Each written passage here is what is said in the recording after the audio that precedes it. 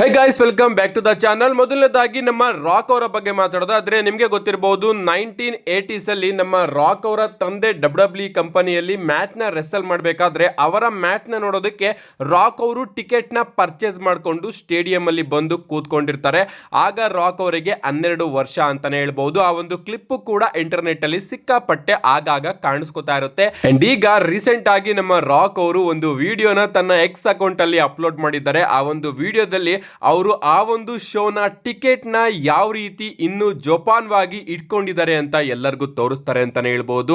Literally guys, 11 ವರ್ಷದ ಹುಡುಗ ಆಗಿದ್ದಾಗ ರಾಕ್ ಅವರು ತನ್ನ ತಂದೆನ ನೋಡೋದಕ್ಕೆ ಕಂಪನಿಗೆ ಹೋಗಿ ಟಿಕೆಟ್ ನ ಪರ್ಚೇಸ್ ಮಾಡಿಕೊಂಡು ಮ್ಯಾಚ್ ನ ನೋಡ್ತಾ ಇರ್ತಾರಲ್ಲ, ಆ ಒಂದು ಟಿಕೆಟ್ ನ ಇನ್ನೂ ಕೂಡ ನಮ್ಮ ರಾಕ್ ಅವರು ಜೋಪಾನವಾಗಿ ಇಟ್ಕೊಂಡಿದ್ದಾರೆ. ಸೊ ಅದೆಲ್ಲದೂ ಕೂಡ ಒಂದು ರೀತಿ ಮೆಮೊರೀಸ್ ಅಂತಾನೆ ಹೇಳ್ಬಹುದು. ಅದಕ್ಕೋಸ್ಕರ ಆ ಒಂದು ವಿಡಿಯೋದಲ್ಲಿ ನಮ್ಮ ರಾಕ್ ಅವರು ಸಿಕ್ಕಾಪಟ್ಟೆ ಎಮೋಷನಲ್ ಕೂಡ ಆಗ್ತಾರೆ. ಬಟ್ ಈಗ ನಮ್ಮ ರಾಕ್ ಅವರು ಅವರ ತಂದೆಗಿಂತ ಜಾಸ್ತಿ ನೇಮ್ ನ ಹಾಗೆ ಫೇಮ್ ನ ಗಳಿಸ್ಕೊಂಡಿದ್ದಾರೆ. ನೆಕ್ಸ್ಟ್ ಅಪ್ಡೇಟ್ ಕಡೆ ಬರೋದಾದ್ರೆ ಇದಿರ್ತಕ್ಕಂಥದ್ದು ನಮ್ಮ ಟ್ರೈಬಲ್ ಚೀಫ್ ರೋಮನ್ ರೈನ್ಸ್ ಅವರ ಬಗ್ಗೆ. ರೋಮನ್ ರೈನ್ಸ್ ಅವರು ಡಬ್ಲ್ಯೂ ಕಂಪನಿನ ಬಿಟ್ಟು ಹಾಲಿವುಡ್ ಗೆ ಹೋಗ್ತಾರೆ ಅಂತ ನಾವೆಲ್ಲರೂ ಕೂಡ ಮಾತಾಡ್ಕೋತಾ ಇದ್ವಿ. ಬಟ್ ಈಗ ಇವರು ನಿಜವಾಗ್ಲೂ ಕೂಡ ಹಾಲಿವುಡ್ ಗೆ ಹೋಗ್ತಾ ಇದ್ದಾರೆ. ಯಾಕಂದ್ರೆ ಹಾಲಿವುಡ್ ಅಲ್ಲಿ ಒಂದು ಮೂವಿ ನಮಗೆ ನೋಡೋದಕ್ಕೆ ಸಿಗ್ತಾ ಇದೆ, ಸ್ಟ್ರೀಟ್ ಫೈಟರ್ ಅಂತ. ಇದು ಒಂದು ಗೇಮ್ ನ ಲೈವ್ ಆಕ್ಷನ್ ಮೂವಿ ಮಾಡ್ತಾ ಇದ್ದಾರೆ. ಅದರಲ್ಲಿ ನಮ್ಮ ರೋಮನ್ ರೈನ್ಸ್ ಅವರು ಅಕುಮಾ ಅನ್ನೋ ಒಂದು ಫೈಟರ್ ಕ್ಯಾರೆಕ್ಟರ್ ನ ಮಾಡ್ತಾ ಇದ್ದಾರೆ. ನೀವು ಇಲ್ಲಿ ನೋಡ್ತಾ ಇರಬಹುದು. ಈ ಒಂದು ಫೈಟರ್ ಕ್ಯಾರೆಕ್ಟರ್ ನ ರೋಮನ್ ರೈನ್ಸ್ ಅವರು ಆ ಒಂದು ಮೂವಿಯಲ್ಲಿ ಪ್ಲೇ ಮಾಡ್ತಾ ಇದ್ದಾರೆ. ಸೊ ಇದರಿಂದ ರೋಮನ್ ರೈನ್ಸ್ ಅವರು ಅಫಿಷಿಯಲ್ ಆಗಿ ಮತ್ತೊಮ್ಮೆ ಹಾಲಿವುಡ್ ಗೆ ಹೋಗಿದ್ದಾರೆ ಅಂತಾನೆ ಹೇಳ್ಬಹುದು. ಗೊತ್ತಿಲ್ಲ ಶೂಟಿಂಗು ಯಾವಾಗ ಪ್ರಾರಂಭ ಆಗುತ್ತೆ, ಯಾವಾಗ ಮುಗಿಯುತ್ತೆ ಅಂತ. ಬಟ್ ರೋಮನ್ ರೈನ್ಸ್ ಅವರು ಮನಿ ಇನ್ ದ ಬ್ಯಾಂಕ್ ಆದ್ಮೇಲೆ ರಿಟರ್ನ್ ಆಗ್ತಾರೆ ಅಂತ ಅಪ್ಡೇಟ್ಗಳು ಬರ್ತಾ ಇದೆ. ಅಷ್ಟೊತ್ತಿಗೆ ಶೂಟಿಂಗ್ ಎಲ್ಲದನ್ನು ಕೂಡ ಮುಗಿಸ್ಕೊಂಡು ಕಂಪನಿಯಲ್ಲಿ ಮತ್ತೊಮ್ಮೆ ರೋಮನ್ ರೈನ್ಸ್ ಅವರು ನೋಡೋದಕ್ಕೆ ಸಿಗಬಹುದು. ಅಥವಾ ಶೂಟಿಂಗ್ ಮಾಡೋದಕ್ಕೆ ಸ್ವಲ್ಪ ಬ್ರೇಕ್ ನ ಮತ್ತೊಮ್ಮೆ ತಗೋಬಹುದು ನಮ್ಮ ರೋಮನ್ ರೈನ್ಸ್ ಅವರು. ನೆಕ್ಸ್ಟ್ ಅಪ್ಡೇಟ್ ಕಡೆ ಬರೋದಾದ್ರೆ ಇದಿರ್ತಕ್ಕಂಥದ್ದು ನಮ್ಮ ಝೋಯಿ ಸ್ಟಾರ್ಕ್ ಅವರ ಬಗ್ಗೆ. ನಿಮಗೆ ಗೊತ್ತಿರಬಹುದು, ರೀಸೆಂಟ್ ಆಗಿ ಆದಂತಹ ಮಂಡ್ಯ ನೈಟ್ರೋ ಶೋ ಅಲ್ಲಿ ನಮ್ಮ ಝೋಯಿ ಸ್ಟಾರ್ಕ್ ಅವರಿಗೆ ಬ್ರೂಟಲ್ ಇಂಜುರಿ ಆಗುತ್ತೆ. ಅಂಡ್ ಅಪ್ಡೇಟ್ ಗಳು ಬರ್ತಿರೋ ಪ್ರಕಾರ ಈಗ ನಮ್ಮ ಝೋಯಿ ಸ್ಟಾರ್ಕ್ ಅವರು ನೆಕ್ಸ್ಟ್ MRI ಸ್ಕ್ಯಾನ್ ಗೆ ಒಳಪಡ್ತಾರಂತೆ. ಇದಾದ್ಮೇಲೆ ಅವರಿಗೆ ಸರ್ಜರಿ ಕೂಡ ಆಗ್ಬೇಕಂತೆ. ಈ ಸರ್ಜರಿ ನೇಮು ಮೆನ್ಷನ್ ಆದ್ರೆ ಅನ್ಕೋಬಿಡಿ, ನಮ್ಮ ಝೋಯಿ ಸ್ಟಾರ್ಕ್ ಅವರು ಒಂದು ಲಾಂಗ್ ಟೈಮ್ ಪೀರಿಯಡ್ ತನಕ ನಮಗೆ ಕಂಪನಿಯಲ್ಲಿ ನೋಡೋದಕ್ಕೆ ಸಿಗೋದಿಲ್ಲ ಅಂತ. ಸೊ ಬೇಗ ಗುಣಮುಖ ಆಗ್ಲಿ ಅಂತ ಕೇಳ್ಕೋಣ.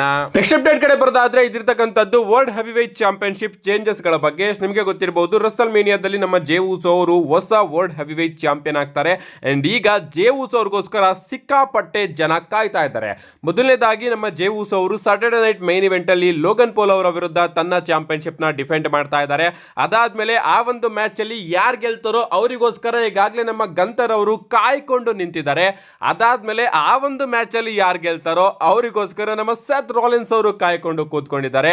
ಅಷ್ಟೇ ಅಲ್ಲ ಗಾಯ್ಸ್, ನಮ್ಮ CM ಪಂಕ್ ಹಾಗೆ ರೋಮನ್ ರೈನ್ಸ್ ಅವರು ಕೂಡ ಮಂಡ್ಯ ನೈಟ್ ರೋ ಇರೋದ್ರಿಂದ ಇವರು ಕೂಡ ಆ ಒಂದು ಚಾಂಪಿಯನ್ಶಿಪ್ ಪಿಕ್ಚರ್ ಅಲ್ಲೇ ನಮಗೆ ನೋಡೋದಕ್ಕೆ ಸಿಗ್ತಾರೆ. ಅಂಡ್ ರೋಮನ್ ರೈನ್ಸ್ ಅವರು ಕೂಡ ವರ್ಲ್ಡ್ ಹೆವಿವೇಟ್ ಚಾಂಪಿಯನ್ಶಿಪ್ ಗೆಲ್ಲೋ ಚಾನ್ಸಸ್ ಇಲ್ಲಿ ಜಾಸ್ತಿ ಕಾಣಿಸ್ತಾ ಇದೆ.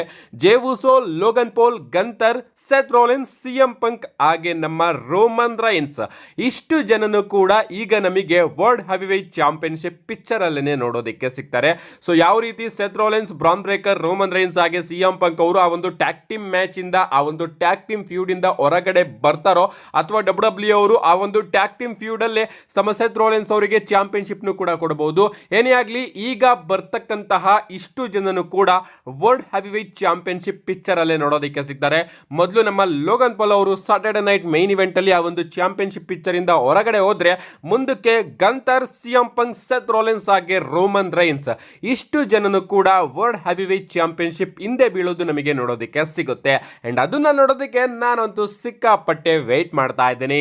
ನೆಕ್ಸ್ಟ್ ಅಪ್ಡೇಟ್ ಕಡೆ ಬರೋದಾದ್ರೆ ಇದಿರ್ತಕ್ಕಂಥದ್ದು ನಮ್ಮ ಮ್ಯಾ ಲೆಸ್ನರ್ ಅವರ ಬಗ್ಗೆ. ಇವರು ಬ್ರಾಕ್ ಲೆಸ್ನರ್ ಅವರ ಮಗಳು. ಅಂಡ್ ರೀಸೆಂಟ್ ಆಗಿ ಇವರ ರೆಕಾರ್ಡ್ಸ್ ಗಳನ್ನೆಲ್ಲದನ್ನು ಕೂಡ ನಾನು ನಿಮ್ಗೆ ತಿಳಿಸಿದ್ದೆ. ಶಾರ್ಟ್ ಪುಟ್ ಅಲ್ಲಿ ಇವರು ಹೆವಿ ಪ್ಲೇಯರ್ ಅಂತ. ಅಂಡ್ ಈಗ ಇವರು ಗೈಸ್ ಒಂದು ಹಿಸ್ಟ್ರಿನ ಕ್ರಿಯೇಟ್ ಮಾಡಿದ್ದಾರೆ. ಯಾಕಪ್ಪ ಅಂದ್ರೆ 4 ಬಾರಿ ಕಂಟಿನ್ಯೂಸ್ ಆಗಿ ಇವರು NCAA ಶಾರ್ಟ್ ಪುಟ್ ಟೈಟಲ್ ನ ತನ್ನದಾಗಿಸ್ಕೊಂಡಿದ್ದಾರೆ. ಕಂಟಿನ್ಯೂಸ್ ಆಗಿ 4 ಬಾರಿ ಗೆಲ್ಲೋದು ಅಂದ್ರೆ ದೊಡ್ಡ ವಿಚಾರನೇ ಇಲ್ಲ. ಅಂಡ್ ಇವರೇ ಹೈಯೆಸ್ಟ್ ಆಗಿ ಶಾರ್ಟ್ ಪುಟ್ ನ ಥ್ರೋ ಕೂಡ ಮಾಡಿದ್ರು. ಅಂಡ್ ಈಗ ಇವರು ಕಂಟಿನ್ಯೂಸ್ ಆಗಿ 4 ಬಾರಿ NCAA ಶಾರ್ಟ್ ಪುಟ್ ಟೈಟಲ್ ನ ತನ್ನದಾಗಿಸ್ಕೊಂಡಿದ್ದಾರೆ. ನಮ್ಮ ನೆಕ್ಸ್ಟ್ ಅಂಡ್ ಫೈನಲ್ ಅಪ್ಡೇಟ್ ಕಡೆ ಬರೋದಾದ್ರೆ ಇದಿರ್ತಕ್ಕಂಥದ್ದು ನಮ್ಮ ಮ್ಯಾಲ್ ಲೆಸ್ನರ್ ಅವರ ಫಾದರ್ ದ ಬೀಸ್ಟ್ ಬ್ರಾಕ್ ಲೆಸ್ನರ್ ಅವರ ಬಗ್ಗೆ. ನಮ್ಮ ಬ್ರಾಕ್ ಲೆಸ್ನರ್ ಅವರು ಹೊಸದಾಗಿ ಸ್ಪಾಟ್ ಆಗಿದ್ದಾರೆ. ಅಂಡ್ ಅವರ ಹೊಸ ಲುಕ್ ನ ಕೂಡ ನೀವಿಲ್ಲಿ ನೋಡ್ತಾ ಇರಬಹುದು. ಲಿಟ್ರಲಿ ಗೈಸ್ ಬೀಸ್ಟೇ ಅಂತ ಅನ್ನಿಸ್ತಾ ಇದೆ. ಮೊದಲು ಅವರ ಪೋನಿ ಟೇಲು ಸಿಕ್ಕಾಪಟ್ಟೆ ಚಿಕ್ಕದಾಗಿತ್ತು. ಅಂಡ್ ಈಗ ಎಷ್ಟು ಲಾಂಗ್ ಪೋನಿ ಟೇಲ್ ನ ನಮ್ಮ ಬ್ರಾಕ್ ಲೆಸ್ನರ್ ಅವರು ಹೊಂದಿದ್ದಾರೆ ನೀವಿಲ್ಲಿ ನೋಡ್ತಾ ಇರಬಹುದು. ಲಾಂಗ್ ಹೇರ್ ಮುಖಾಂತರ ನಮ್ಮ ಬ್ರಾಕ್ ಲೆಸ್ನರ್ ಅವರು ಚಿಂದಿ ಕಾಣಿಸ್ತಾ ಇದ್ದಾರೆ. ಚಿಂದಿ ಲುಕ್ಕು ಇದೇ ರೀತಿ ಅವರೇನಾದ್ರೂ ಕಂಪನಿಗೆ ರಿಟರ್ನ್ ಆದ್ರೆ ಇನ್ನೂ ಕೂಡ ಆಸಮ್ ಆಗಿರುತ್ತೆ.